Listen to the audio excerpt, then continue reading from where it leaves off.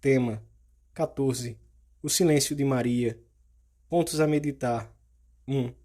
A Virgem meditava no seu coração os acontecimentos da sua vida. 2. Silêncio de Maria durante os 3 anos da vida pública de Jesus. 3. O recolhimento interior do cristão. Pelo sinal da Santa Cruz, livrai-nos Deus, nosso Senhor, dos nossos inimigos. Em nome do Pai, do Filho e do Espírito Santo. Amém. Meu Senhor e meu Deus, creio firmemente que estás aqui, que me vês, que me ouves. Adoro-te com profunda reverência. Peço-te perdão dos meus pecados e graça para fazer com fruto este tempo de oração. Minha Mãe Imaculada, São José, meu Pai e Senhor, meu anjo da guarda, intercedei por mim.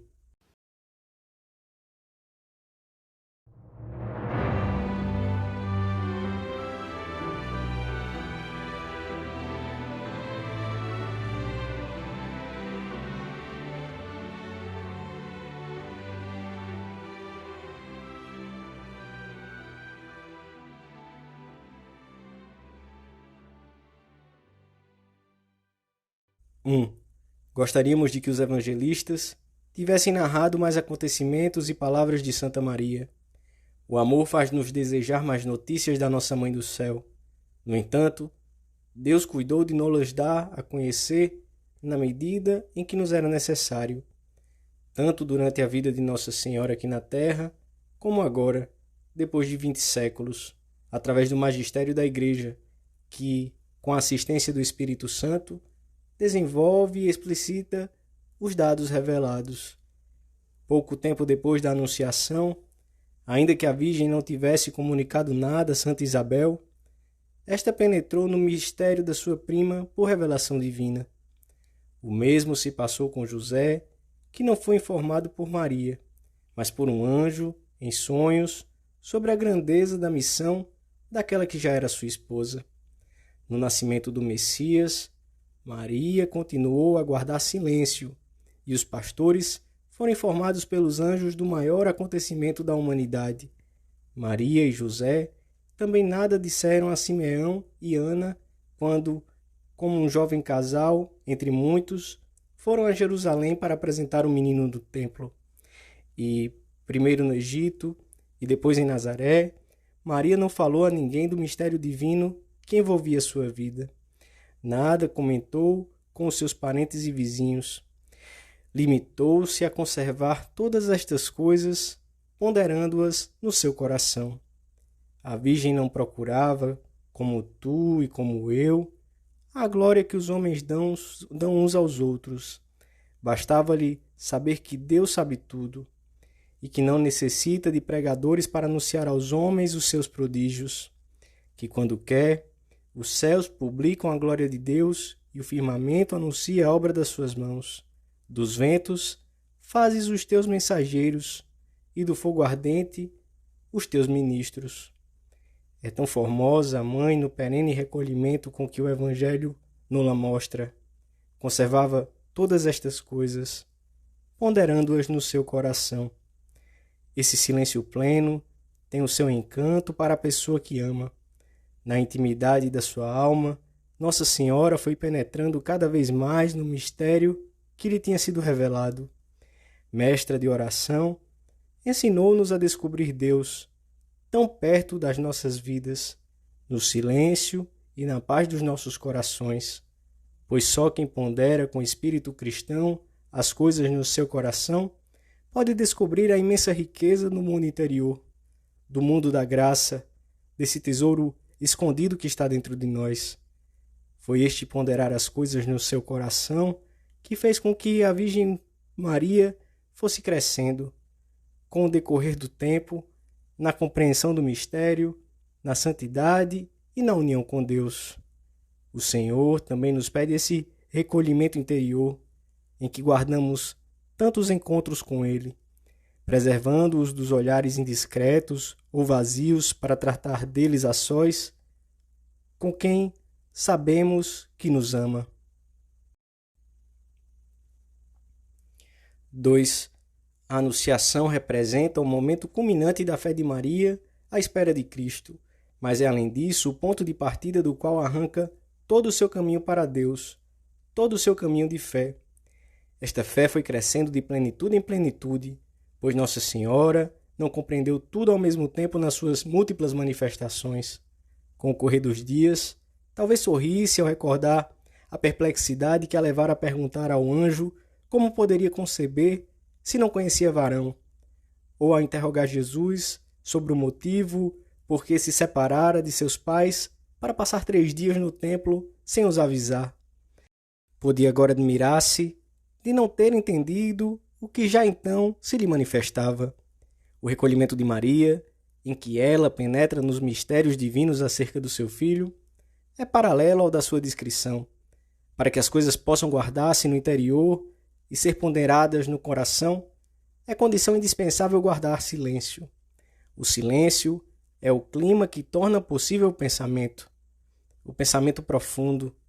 Quem fala demasiado dissipa o coração e leva-o a perder tudo o que há de valioso no seu interior. Assemelha-se então a um frasco de essência que, por estar destampado, perde o perfume. Fica apenas com água e um ligeiro aroma a recordar vagamente o precioso conteúdo de outrora. A Virgem também guardou um discreto silêncio durante os 3 anos da vida pública de Jesus. A partida do seu filho, o entusiasmo da multidão, os milagres, não mudaram sua atitude. Apenas o seu coração experimentou a ausência de Jesus. Mesmo quando os evangelistas falam das mulheres que acompanhavam o Mestre e o serviam com os seus bens, nada dizem de Maria, que certamente permaneceu em Nazaré. Não é de estranhar que a Virgem procurasse vez por outra o seu filho para vê-lo, ouvi-lo, falar com ele. O Evangelho da Missa narra uma dessas ocasiões. A sua mãe foi vê-lo, acompanhada por alguns parentes, mas ao chegar à porta da casa, não pôde entrar por causa da multidão que se juntara ao redor do seu filho. Avisaram Jesus de que sua mãe estava fora e desejava vê-lo. Então, segundo diz São Marcos, Jesus, olhando para os que estavam sentados à sua volta, disse: "Quem faz a vontade de Deus, esse é meu irmão, e minha irmã e minha mãe." A Virgem não se desconcertou com a resposta. A sua vida de fé e de oração fizeram-na entender que o seu filho se referia muito particularmente a ela, pois ninguém esteve jamais tão unido a Jesus como ela. Ninguém como ela cumpriu com tanto amor a vontade do Pai. O Concílio Vaticano II recorda-nos que a Santíssima Virgem acolheu as palavras com que o Filho, exaltando o reino acima de raças e vínculos da carne e do sangue, proclamou bem-aventurados os que ouvem e guardam a palavra de Deus, tal como ela mesma fielmente o fazia. Maria é mais amada por Jesus em virtude dos laços criados em ambos pela graça do que por força da geração natural, que fez dela sua mãe no plano humano. Mas Maria também guardou silêncio nessa ocasião. Não explicou a ninguém que as palavras do Mestre se dirigiam especialmente a ela. Depois, passados talvez uns poucos minutos, a mãe encontrou-se com o filho e certamente agradeceu-lhe tão extraordinário louvor. Jesus dirige-se a nós de muitas maneiras, mas só entenderemos a sua linguagem num clima habitual de recolhimento, de guarda dos sentidos, de oração, de paciente espera. Porque o cristão, como o poeta, o escritor e o artista, deve saber aquietar a impaciência e o temor. Aprender, talvez com dor, que só quando a semente escondida na terra germinou e vingou e lançou numerosas raízes, é que brota uma pequena planta. E ao ouvir que lhe perguntam sorridentes: "Mas isto é tudo?", deve dizer que sim, e estar convencido de que só se a planta estiver bem enraizada é que irá crescendo, até que, já transformada em árvore, venha mostrar com seus ramos, conforme se julgava em épocas passadas, a extensão da sua profundidade.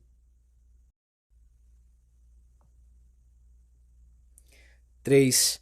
O silêncio interior, O recolhimento que o cristão deve ter é plenamente compatível com o trabalho, a atividade social e a azafama em que a vida nos mergulha, pois nós, os filhos de Deus, temos de ser contemplativos, pessoas que, no meio do fragor da multidão, sabem encontrar o silêncio da alma em colóquio permanente com o Senhor e olhá-lo como se olha para um pai, como se olha para um amigo, a quem se ama com loucura. A própria vida humana, se não estiver dominada pela frivolidade, pela vaidade ou pela sensualidade, tem sempre uma dimensão profunda, íntima, um certo recolhimento que adquire o seu pleno sentido em Deus. É aí que conhecemos a verdade acerca dos acontecimentos e o valor das coisas. Recolher-se, juntar o que está separado, restabelecer a ordem perdida, consiste, em boa parte, em evitar a dispersão dos sentidos e potências, em buscar a Deus no silêncio do coração, que dá sentido a todo o acontecer diário.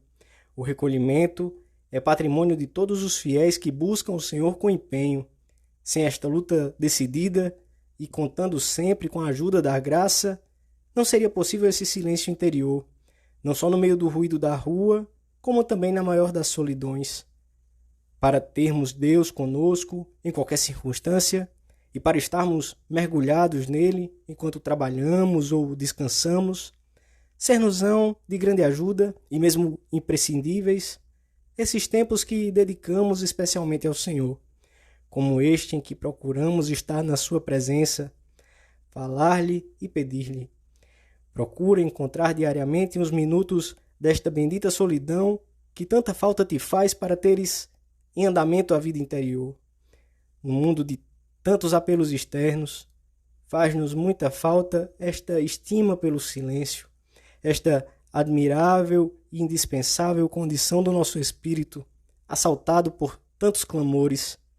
Ó silêncio de Nazaré, ensina-nos esse recolhimento, a interioridade, a disponibilidade para escutarmos as boas inspirações e as palavras dos verdadeiros mestres. Ensina-nos a necessidade e o valor da preparação, do estudo, da meditação, da vida pessoal e interior, da oração secreta que só Jesus vê.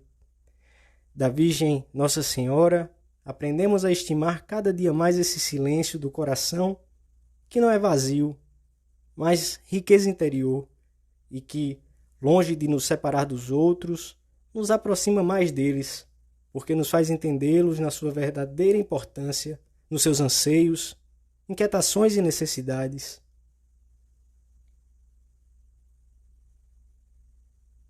Dou-te graças, meu Deus, pelos bons propósitos, afetos e inspirações que me comunicaste nesta meditação. Peço-te ajuda para os pôr em prática. Minha Mãe Imaculada, São José meu Pai e Senhor, meu anjo da guarda, intercedei por mim.